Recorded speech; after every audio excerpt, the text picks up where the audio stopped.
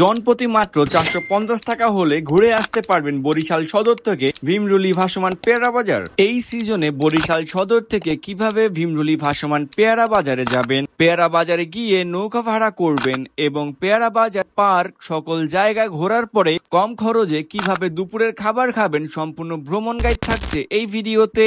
ঢাকা থেকে চাইলে লঞ্চ বা বাসে করে বরিশাল আসতে পারবেন। লঞ্চে করে আসতে হলে রাত 9টার মধ্যে লঞ্চ ঢাকা সদরঘাট থেকে ছেড়ে আসে, আর লঞ্চ দেখে ভাড়া নেবে 350 টাকা থেকে শুরু। সায়দাবাদ থেকে চাইলেও বাসে করে যেতে পারেন, ভাড়া পড়বে 550 থেকে 1500 টাকা। আমরা এখন বরিশাল চৌমাথা থেকে সিএনজি করে যাব। আটগড় কুরিয়ানা বাজার কত করে? 500। জনপতি কত করে?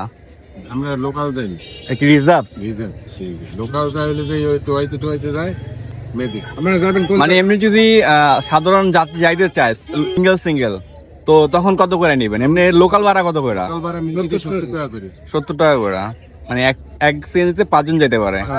সিএনজি করে জনপ্রতি ভাড়া নিয়েছে 100 টাকা, 5 জন হলে 500 টাকা। আর পুরো সিএনজি যদি না ভরে যায় তাহলে আপনাদের 500 টাকা দিয়ে সিএনজি রিজার্ভ করে তারপর যেতে হবে। ফ্রেন্ড সার্কেল বা পরিবার নিয়ে যেতে চাইলে লেগুনা দিয়ে যাবেন, তাহলে অনেকটা ভাড়া কম পড়বে। সিএনজি দিয়ে সুন্দর মনোরম পরিবেশ দেখতে পারবেন। পেয়ারা বাগানের কাছাকাছি আসার আগে অনেকগুলো ছোট বড় নদী, খাল এবং রাস্তার পরিবেশ আপনাদেরকে মুগ্ধ করবে। সকালের পরিবেশটা খুব সুন্দর ছিল। আমরা এই রাস্তা ধরে চলে যাচ্ছি ভাসমান পেয়ারা বাজারের কাছাকাছি। মন্দিরের এই জায়গাটাতে সিএনজি থেকে নামিয়ে দেবে। আশেপাশে জায়গাগুলো ঘুরে নৌকা নিয়ে যেতে পারবেন বাগানের ভিতরে। আমি এখন আছি বাংলাদেশের সবচেয়ে বড় ভাসমান পেয়ারা বাজারে, আর এই বাজারে হচ্ছে চাষিরা তাদের বাগান থেকে ফল সংগ্রহ করে সকাল সকাল এখানে বিক্রি করার জন্য নিয়ে আসে। আমরা এই জায়গাটা দেখবো এবং আপনাদেরকে দেখানোর চেষ্টা করব। আর এখানে রয়েছে হচ্ছে নৌকা আর ট্রলার রয়েছে। এখান থেকে আপনারা ট্রলার বা নৌকা ভাড়া করে বাগানের ভিতরে ঘুরতে পারবেন।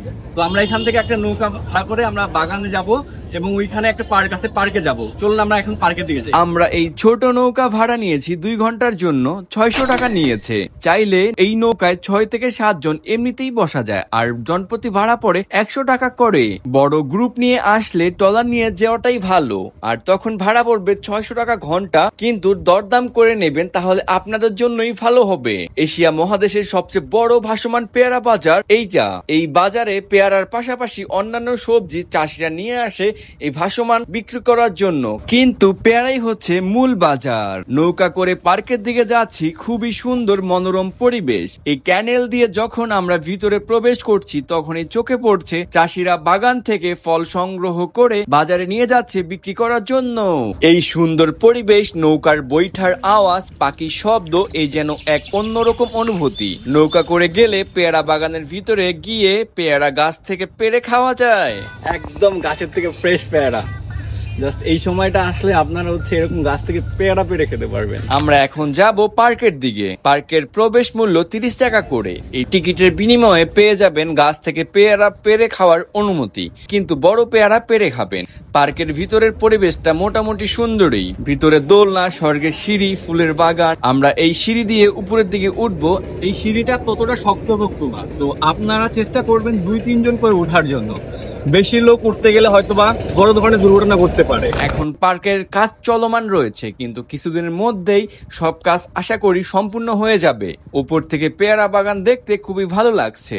ছোট খাল, পাশে পেয়ারা বাগান। আমরা অন্যান্য ফলের বাগান দেখে মুগ্ধ হলাম। শুক্রবার এই জায়গা খুব জমজমাট হয়ে ওঠে। আমরা এখন এই জায়গা ঘোরা শেষ করে বাগান থেকে পেয়ারা নিয়ে পেয়ারা বাজারের দিকে যাব।